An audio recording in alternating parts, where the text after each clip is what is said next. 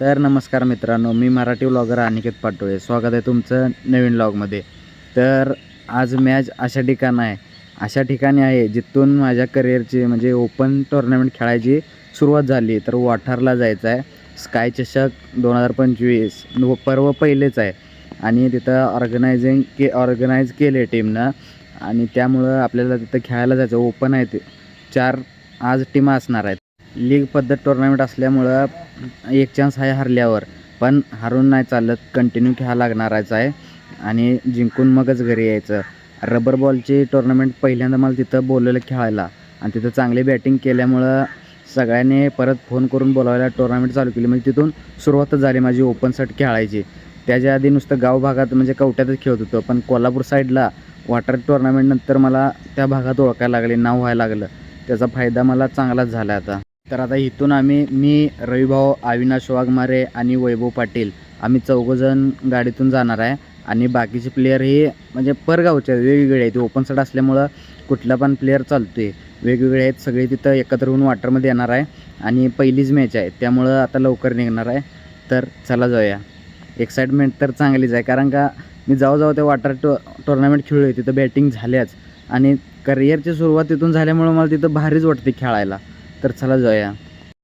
जुन्या स्टँडला येऊन थांबलाय आणि कॉर्नरला ये म्हणून फोनवर फोन करायला लागलाय. तिथं आल्यावर म्हणून ती जरा पुढं आली, जरा पुढे चालत आणि जुन्या स्टँडपर्यंत चालवत आणला असला आहे.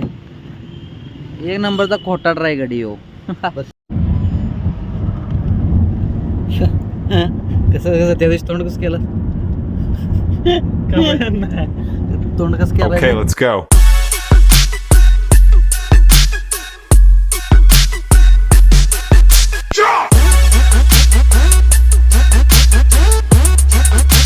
तर आता आली ग्राउंडवर आणि मॅचेस आज चालू आहेत. पहिली इनिंग झाल्या, आता ह्यानंतर आमचीच मॅच आहे. पहिली इनिंग झाल्या, स्कोअर झाला आहे 6 ओव्हरला 60-61 करायचा आहे. आमचा सुरेश कांबळे खेळला इथं, त्याला बॅट द्यायची होती म्हणून आम्ही पटकन आलो इथं ग्राउंडवर. यानंतर आता आमची मॅच, आमचे बी सगळे प्लेयर यायला लागले आहेत आणि बाकीचे बसलेत निवांत गडी आत सावलीला. आपण बी जरा बसूया आणि परत मग जरा 1-2 ओव्हर झाले की बाहेर निघून वॉर्मअप करून जरा किटबीट करूया. तर आम्ही जेव्हा रबर बॉल खेळायला आलो तेव्हा तुम्हाला सांगतो, ग्राउंड ह्या साईडला पाठीमागं होतं आणि डिक्लेअर 2 धावा होत्या मागे गेल्यावर. पण आता ग्राउंड बघून एवढं भारी वाटायला की गोल ग्राउंड आहे पूर्ण. तुम्हाला सांगतो गोल पूर्णपणे गोल ग्राउंड आहे आणि मोठं केले नियोजन.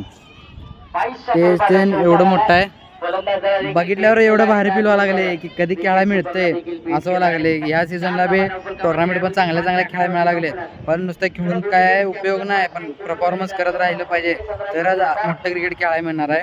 तर आता निवांत आता फ्रेश झालोय, आता किट करायचं आणि मैदानात उतरायचं. तर आता आवरून सगळं तयार झालोय. मॅच आता पहिला फिल्डिंग आहे, 6 ओव्हरची मॅच आहे. 6 ओव्हरला अपोजिट बी चांगलाच आहे, त्यांना 60पर्यंत थांबवायला बघेन. त्यात सक्सेस झाला की चेस करणं सोपंच आहे.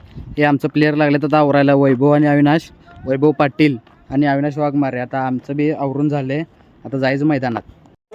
तर आता मॅच झाल्या आणि मॅच अशी झाली की 6 ओव्हरची मॅच होती. पहिला आम्ही बॉलिंग केली आणि 6 ओव्हरमध्ये आम्हाला तब्बल मारले 104 धावा.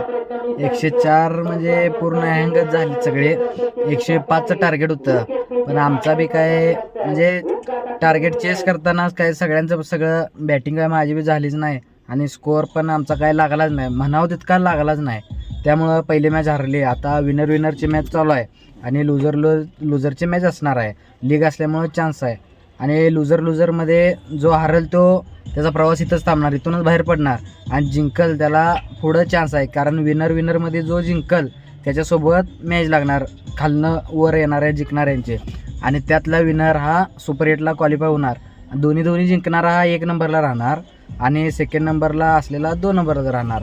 आणि परत विषय काय होणार की आजच्या गटातले पहिल्या दिवशी वाल्यांबर मॅच असणार, कारण का आज गटात जो टॉप करेल तो पहिल्या दिवशीच्या 2 नंबरवर खेळेल आणि आज दुसरा जो करेल तो पहिल्या दिवशीच्या 1 नंबरवाल्यासोबत खेळेल.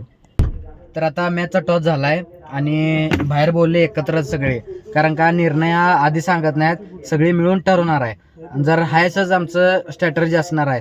जर 6 ओव्हरची मॅच असली, पहिला बॉलिंग जर आम्ही केली, टॉस आम्ही जिंकले म्हणलं आम्ही निर्णय घेणार सगळे मिळून. पहिला बॉलिंग केली तर 60च्या आत थांबवायला बघणार तेच, किंवा 70 झाला तरी चेस होऊ शकते, थांबवायला बघणार. आणि बॅटिंग जर पहिला आली तर सेफ स्कोअर 80 ते 90 प्लस करायलाच बघणार.